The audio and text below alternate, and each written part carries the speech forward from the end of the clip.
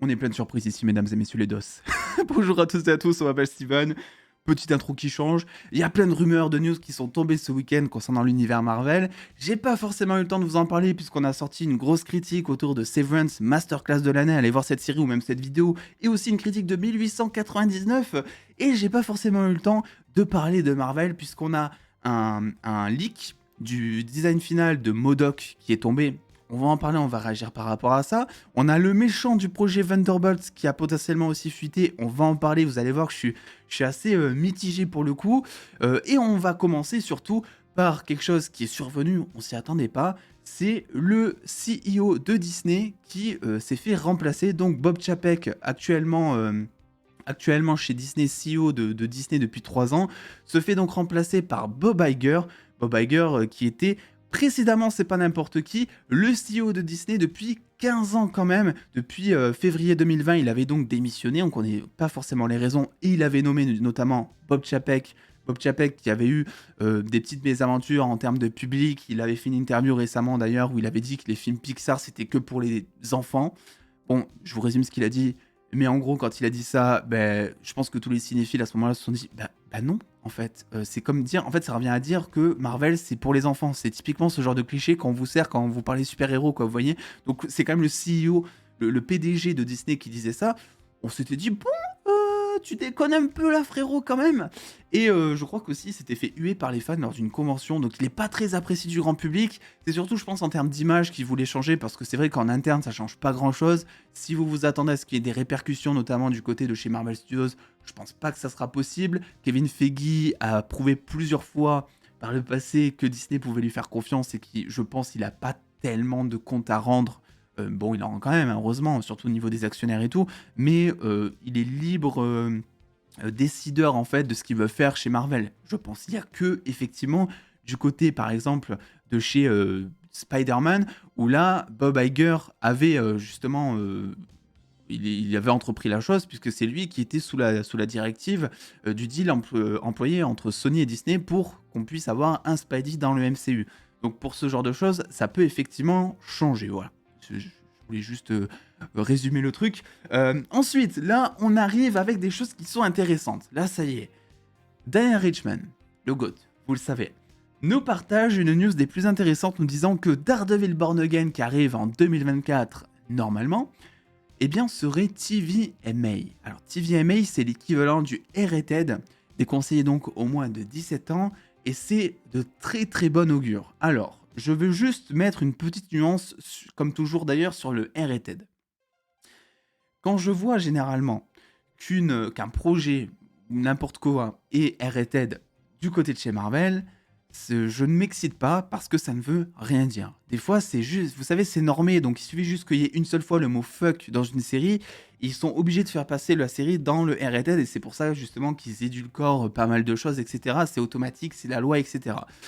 Donc, je m'excite pas trop là-dessus, ça ne veut pas dire qu'il va y avoir plein de sang, bah, voilà, ça ne veut pas dire tout ça. Par contre, si cette rumeur se confirme, ce qui peut être rassurant pour certains qui se posaient la question, notamment depuis l'arrivée du personnage dans She-Hulk, qui était un personnage qui était beaucoup plus axé sur la comédie, qui était très friendly, etc., ben, ça peut peut-être les rassurer, parce qu'effectivement, même si on n'a pas énormément de sang, le fait de dire « Ok, Daredevil Born Again », du long de ces 18 épisodes, je le rappelle, sera une série déconseillée à moins de 17 ans, ça peut effectivement te dire, ok, ça n'aura rien à voir avec She-Hulk, on va beaucoup plus, enfin on va pas que développer son côté charmeur, etc. Donc peut-être que là-dessus, ça peut rassurer.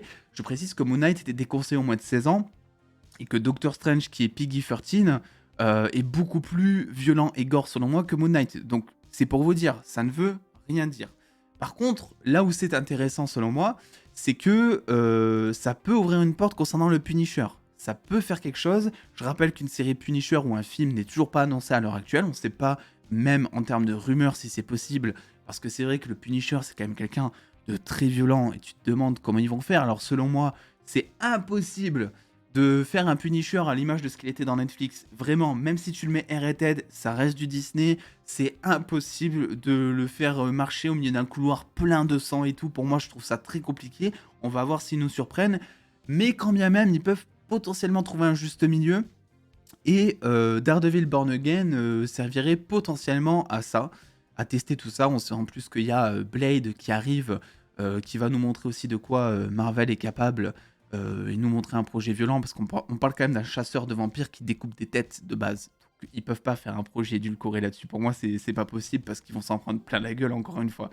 Donc c'est potentiellement une bonne nouvelle. On verra ce qu'il en est. Et voilà, je voulais apporter un petit peu mon avis là-dessus parce que je pense qu'il faut quand même rester assez nuancé et qu'il faut quand même garder du recul sur ce genre d'infos et ne pas sauter au plafond par peur d'être déçu au moment du visionnage. L'autre chose, et là c'est une moins bonne nouvelle selon moi. Enfin, je sais que beaucoup sont pas d'accord parce que j'ai partagé un petit peu mon avis sur Twitter très brièvement, mais j'ai pas eu le temps de m'expliquer en fait puisque c'est Twitter. 240 caractères, je crois, c'est ça. Donc, Ant-Man 3. Ant-Man 3, Quantumania, février 2023, je l'attends énormément depuis 2 ans ce film, bordel, qu'est-ce que j'ai hâte. Eh bien, vous le savez, dans ce film, il y a un petit personnage qui fait son arrivée, c'est MODOK. MODOK, donc, grosse tête, génie informatique, biologique, tout ce que tu veux, méchant, pur et dur, et surtout, tête difforme, qui a d'ailleurs cette petite métaphore derrière de dire en fait, MODOK, en fait, il peut pas cacher sa laideur, quoi, tu vois? C'est-à-dire que si tu le vois arriver dans une pièce, tu le vois sur une place publique, tu es obligé de le voir. MODOK, il peut pas se cacher et c'est aussi ce qui participe notamment au fait qu'il soit c'est un aigri, quoi, tu vois? C'est un peu le cinéphile, élitiste sur Twitter qui vient te dire que le MCU, c'est pas du cinéma, quoi, tu vois? C'est l'aigri, MODOK, c'est le petit aigri, parce qu'il a une vie, bon, qui est assez compliquée de base, quoi, on va dire. Eh bien, alors là, je vous préviens, petite image spoiler si jamais vous ne voulez pas voir le look final de MODOK, même si c'est pas le look du film, mais bon, ça reste le look quand même officiel, puisqu'il y avait quand même des images qui avaient fuité, etc. MODOK, donc, qui ressemblera à ça. Voilà. Je suis absolument pas fan. Parce que comme je vous l'ai dit, MODOK, ce qui participe et ce qui fait grandement le charisme du personnage, c'est le fait qu'il a un corps trop chelou, grosse tête, ultra difforme, moche, même si ça reste subjectif. Mais bon, j'ai jamais vu personne dire que MODOK était beau gosse de la mort, quoi, tu vois. Beau gosse, beau gosse, tu es MODOK, oui. MODOK, tu es beau gosse, voilà, si tu regardes cette vidéo. Petits bras, petites jambes, et un masque. Là, il a un masque. Et pour moi, non, tu vois. Alors, je sais ce que vous allez dire. Oui, mais c'est un masque et tout. Très certainement que c'est un masque. Et très certainement que ça va aussi favoriser au fait que Ant-Man découvre qui se cache sous MODOK, puisqu'aux dernières nouvelles, ce serait Corey Stoll, qui était déjà présent dans Ant-Man 1, qui jouait Yellow Jacket et qui s'est fait miniaturiser presque dans la zone quantique par Ant-Man, qui porterait le personnage de MODOK. Donc ça sera quand même intéressant de savoir comment est-ce que comment est-ce que Yellow Jacket du coup s'est transformé pour en arriver là, comment est-ce que ça a changé aussi sa personnalité, etc. Très certainement d'ailleurs qu'il aura un somme énorme contre Ant-Man, et que du coup ça pourrait être lui le méchant principal, parce que je reste persuadé que ce ne sera pas Kang le Conquérant. Je vous en ai déjà parlé, je sais pas qui, comment, quoi, etc. Mais Kang pour moi est juste un personnage qui est de passage ici dans Ant-Man 3. On va juste le voir collaborer avec Ant-Man dans un but purement égoïste. Et ensuite on le reverra plus en méchant dans les prochains films, mais je pense pas que ce soit le méchant principal là-dessus. Donc voilà, c'était juste pour vous dire, je suis pas très fan de ce look de personnage. Pour moi, le fait que MODOK puisse mettre un masque, c'est tricher. Parce que ça va pas du tout. Enfin, le but de MODOK, c'est. Parce que sinon, quoi, tu nous fais. MODOK, s'il a pas sa tête difforme, ça revient à dire que c'est juste un scientifique un peu borné qui fait des trucs pas très bien, quoi. Mais ça, il y en a 600 dans le MCU, dans tous les univers. Donc en quoi est-ce que c'est intéressant, du coup? Moi, j'aurais aimé voir le vrai look, même si j'espère, je pense qu'on le verra. Ils ont potentiellement aussi fait ça pour les effets spéciaux, je pense, parce que mettre un masque, ça permet de mettre beaucoup moins d'images et de mettre beaucoup moins d'efforts, de temps, de budget sur une tête qui pourrait paraître réelle, qui pourrait être réaliste, à la différence de ce que She-Hulk était souvent dans la série. Donc c'est peut-être pour ça aussi. Mais bon, on verra au moment du reveal, si jamais son masque il va le balancer, il va plus jamais le remettre, et là ça serait hyper cool. Mais j'ai un petit peu peur parce que ça veut dire tricher, ça. Pour moi c'est tricher ce qu'il fait là. Et c'est dommage, quoi, voilà. Enfin, la dernière news, c'est le projet Thunderbolts, puisque selon toujours Daniel Richman, eh bien, un méchant Superman serait le méchant de Thunderbolts. Alors, un méchant Superman, c'est pas Superman, hein, c'est pas Cyborg Superman, par exemple, mais ça serait un personnage de Marvel dans le genre de Superman qui serait donc méchant. Avec pour rôle potentiellement Ryan Gosling ou Alexander Skarsgård, si je le dis bien. Donc deux grands blonds, Gosling en plus qui est très fancast depuis un moment pour qu'il apparaisse dans le MCU, et Alexander Skarsgård, je crois qu'on en avait parlé aussi de temps en temps, voilà, pas qui voulait, mais qu'il aimerait, enfin que les fans aimeraient. Et d'ailleurs, Ryan Gosling qui avait dit, je crois, une fois en interview, qu'il aurait aimé jouer Ghost Rider dans le MCU. Tout le monde veut jouer ce personnage, c'est fou. Mais donc voilà. Donc, il y a des choses à dire là-dessus, puisque évidemment, je vais vous donner mon avis. Je suis pas très très chaud, pour être honnête. Mais avant, tous les signes indiquent du coup que ce genre de Superman méchant, ça pourrait être soit le personnage de Sentry, soit le personnage de Hyperion.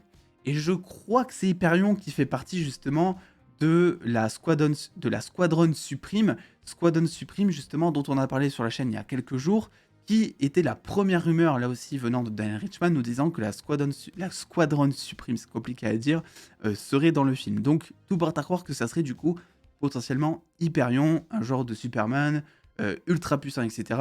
Et j'avais d'ailleurs théorisé, je vous laisse aller voir la vidéo, sur le comment du pourquoi est-ce que Deadpool et Wolverine arriveraient sur la Terre du MCU. Vous allez voir que c'est potentiellement intéressant. Alors du coup, là on en vient au point culminant du débat de cette vidéo. Je suis pas ultra chaud parce que déjà quand on a eu Icaris dans Eternals qui avait quelques similitudes avec un Superman, c'est vrai, il y a tout le monde qui a vu en Icaris juste le fait que ce soit un espèce de plagiat de Superman alors que c'était pas du tout ça. Il y a tout le monde qui a parlé d'Icaris juste pour ces deux scènes où il tire des lasers des yeux et où il vole. Donc déjà je trouve ça dommage. Alors imagine si tu mets un méchant qui est là pendant tout le film, qui lui est assumé comme étant dans les comics une parodie de Superman, parce que de base c'est pour ça que le personnage a été créé, si c'est bien lui, c'est pour qu'il y ait une parodie de DC. Il y a même une parodie de Flash, de Batman, etc. Je vous en ai parlé. Donc déjà, il y a ce premier point. L'autre chose, même s'il y a une chose là-dedans qui me chauffe pas mal, mais j'en parlerai à la fin, l'autre chose, c'est que si moi je fais partie de ce genre de personnes qui préfèrent autant Marvel que DC, généralement, c'est parce qu'en fait les deux sont normalement différents. Et le souci, c'est que là, donc, t'as un Superman qui revient chez DC, voilà, qui va être là, on est en pleine hype, Man of Steel, Henry Cavill, etc. C'est trop cool. Et d'un autre côté, tu vas te taper donc un autre Superman. Alors Marvel, ils ont bien des choses différentes de DC, et heureusement, parce que c'est vrai que ces dernières années, DC a pas super bien géré son univers, on va pas se le cacher. Mais même en termes de trame, le multiverse, le cosmos, la magie, tout ce que tu veux, heureusement, il y a la plupart des choses, même chez Marvel, DC. Chez Marvel, divergent de DC. J'ai oublié un mot dans la phrase, c'est n'importe quoi aujourd'hui. Et là, tu te retrouves donc avec un Superman-like. Et je trouve ça dommage. En fait, Marvel a tellement de héros. Pourquoi mettre, et de méchants, pourquoi mettre un personnage que l'on a déjà vu au cinéma en quelque sorte, ou qu'on connaît déjà? Non, c'est pas le même personnage, ça serait intéressant de voir psychologiquement comment est-ce qu'ils vont le tourner, le développer. Mais je sais pas, je suis pas des plus chauds, même si je pense que ça aura un lien avec les incursions. Voilà, allez voir la vidéo dont je vous parlais sur Deadpool 3. On verra. Là où c'est intéressant par contre, et là où on peut lier un petit peu, où on peut théoriser, c'est que vous le savez, dans le projet Thunderbolt, il y a notamment ce Gugus, ce petit acteur, Harrison Ford, qui jouera donc le Général Ross, mais aussi Red Hulk forcément, et confirmé depuis maintenant quelques jours par Daniel Richman comme étant l'actuel président des États-Unis au moment où le projet Thunderbolt se passera.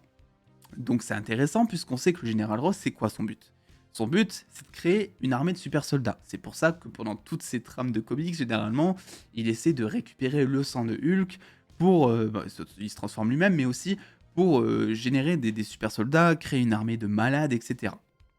Je pense que, vu que les Thunderbolts, l'équipe des Thunderbolts, est une équipe qui sera à la charge du gouvernement, je pense qu'ils vont être envoyés pour récupérer potentiellement le sang donc de ce fameux Superman méchant. Et que c'est grâce à ce sang que le Général Ross va se transformer en Red Hulk. Je pense que c'est voilà, le but ça va être de créer un espèce de super sérum 2.0 qui sera beaucoup plus puissant et fort que le super sérum de Captain America pour encore monter les enjeux d'un cran. Et même si en soi c'est... Parce qu'en soi tu te dis c'est bizarre, si vous voulez vraiment faire ça, le super sérum il y avait accès, le Général Ross. Il a d'ailleurs injecté, en tout cas en infime partie, mais il a un petit peu injecté dans notamment l'incroyable Hulk, où il pique, comment il s'appelle, Emile Blonsky, qui donc passe de simple mercenaire à un mercenaire un petit peu augmenté sans pour autant se transformer au départ. Donc il a un espèce de super sérum déjà dans le sang. Donc je pense que c'est pas le super sérum qui va le faire devenir Red Hulk. Le sang de Hulk, dans ce film, Hulk n'est pas potentiellement présent. Donc je me dis que ça pourrait être le sang d'Hyperion, ou voilà, un sang ultra puissant qui pourrait lui permettre de se transformer, et que ça serait pour ça le but. Alors après, effectivement, je suis comme tout le monde, je me pose la question, mais bordel, qu'est-ce qu'ils vont foutre les Thunderbolts là-dedans, tu vois? Concrètement, qu'est-ce qu'ils peuvent faire, quoi? Parce qu'ils ont quand même... en fait, tous les personnages que vous voyez des Thunderbolts ici, ils ont pas une compétence qui diffère, quoi. Alors vous allez me dire, oui, mais Ghost, elle peut se mettre invisible. Oui, mais c'est quoi se mettre invisible? C'est de l'espionnage. Et ils s'infiltrent tous là-dedans. Tu prends, pareil, Taskmaster, qui est lié notamment au Black Widow, qui est une, j'allais dire une secte, mais qui a un groupe justement d'espionnes. Alors ils ont des compétences physiques, comme notamment Bucky, US Agent, ou encore Red Guardian, qui ont une super force, mais c'est tout, quoi. Qu'est-ce qu'ils comptent faire contre un Superman? Ils vont se faire défoncer. Donc c'est pour ça que je pense qu'il faut garder en tête aussi que le projet Thunderbolt, ils nous l'ont annoncé comme ça, mais il y a potentiellement d'autres membres qui vont s'y rejoindre, notamment Red Hulk. Et là déjà, Red Hulk contre un Superman-like, ça peut déjà un peu plus se jouer. Si ça reste, selon moi, encore très compliqué. Quand tu parles de Superman, tu parles d'un des personnages les plus puissants, et je serais pas étonné non plus qui s'intègre une espèce de kryptonite dans ce film pour justement faire baisser les enjeux, et que les Thunderbolts aient une justification quant au fait d'être là et quant au fait qu'ils peuvent s'en sortir, ils peuvent combattre le méchant.